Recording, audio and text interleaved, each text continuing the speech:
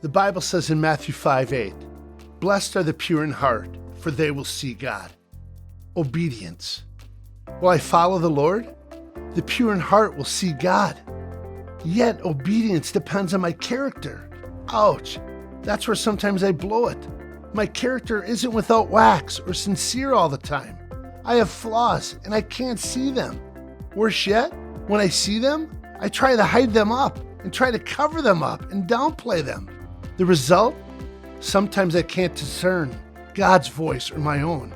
I confuse light and darkness, good with evil, hot with cold, right from wrong, and not even know when it's God or when it's Satan, flesh from the world.